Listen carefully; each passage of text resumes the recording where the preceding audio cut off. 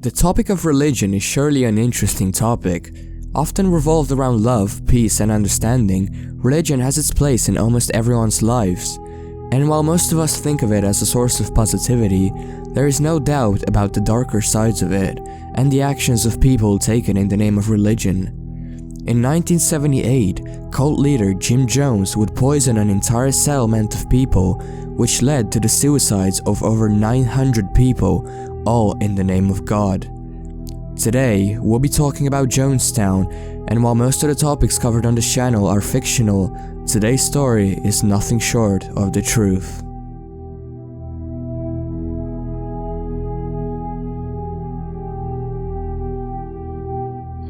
It's time to leave all our fears and frustrations behind.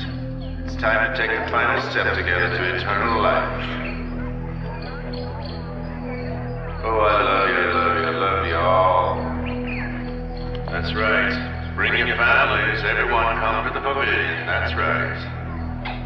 I want all my children to come to the pavilion for one final moment. Hurry, hurry, my children, please hurry. In spite of all that I've tried, a handful of our people with their lies have made our life impossible. There's no way to detach ourselves from what's happened today. We're sitting here waiting on a powder keg. Our story starts with Jim Jones, an American cult leader and founder of the People's Temple, a religious movement started in Jones' home state of Indiana. During his younger years, Jones would develop a huge interest in religion, primarily because he found it difficult to make friends. People that knew him or were acquainted to Jones recall him as being a weird kid, who was obsessed with religion and death. They also stated that he once stabbed a cat to death, to which he held a funeral for on his parents' property. Jones claimed that his father was associated with the Ku Klux Klan, and that this caused a major clash between him and his father. This resulted in Jones not speaking to his father for many years after he refused to allow one of Jones's black friends into his house. At first, this may seem like nothing's out of the order here, except of course the stabbing of the cat. Jim Jones is a religious man who wants nothing but equality and peace, but that would soon change with the foundation of the People's Temple. In 1954, Jones started his own church in a rented space in Indianapolis, naming it the Community Unity Church.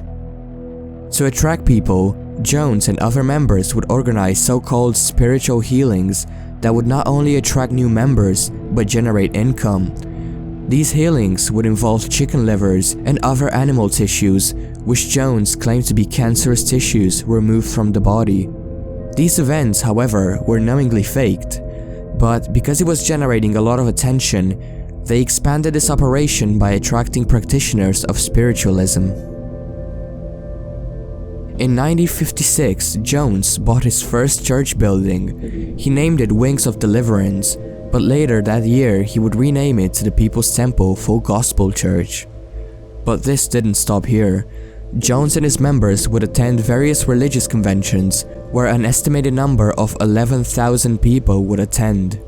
The People's Temple would practice healings and also reveal private information to the public, such as addresses and phone numbers, in an effort to impress them. This, however, could have easily been faked as well.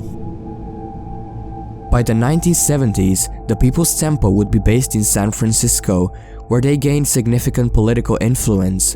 Jones's dedication to the cult would earn him the admiration of a lot of political icons, but all of this was masked under the idea of religion for Jones to apply his communist ideology. The cult would gain an estimated 3,000 members by now. However, with the cult gaining more and more recognition, it also aroused suspicion. Followers were expected to devote themselves completely to the church's utopian project. They turned over their personal wealth, worked long hours of unpaid labor for the church, and often broke contact with their families. They were expected to raise their children within the commune. As a show of commitment, People's Temple members were asked to sign false testimonials that he had molested their children, which the church kept for potential blackmail. There were also signs of physical punishments for members disobeying the cult. And in 1977, the People's Temple moved to a remote area of the Guyanese wilderness, where Jones declared they would build an utopian society away from the government and media. This commune would soon be known as Jonestown.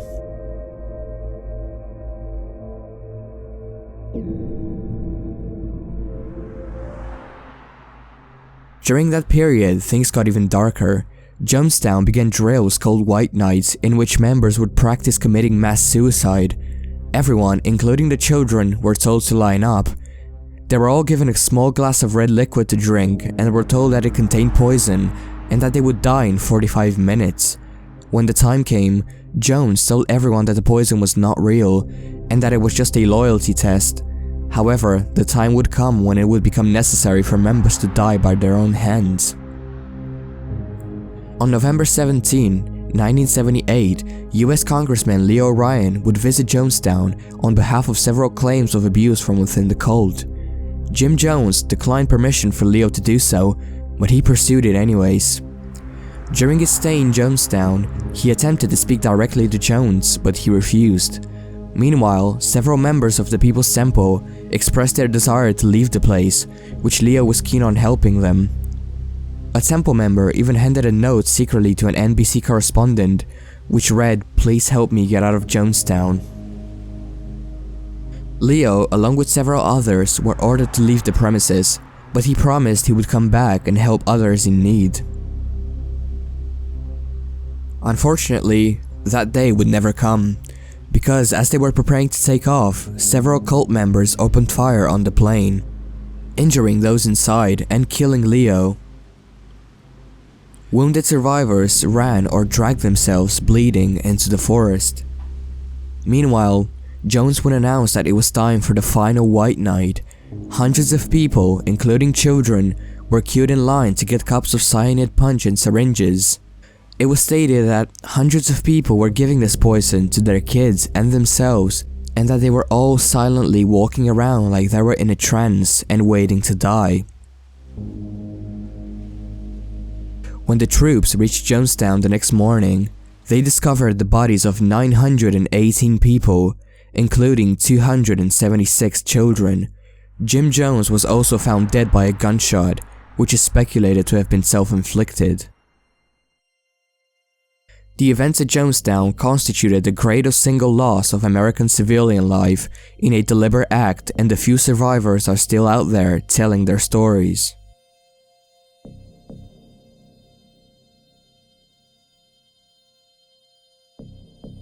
As always, thank you for watching. This has been a pretty sad topic, and I would love to read your thoughts on this in the comments below. Also, I'm trying to reach a better connection between me and my viewers, so make sure to follow me on Twitter and Instagram for more updates. That being said, I will see you next time.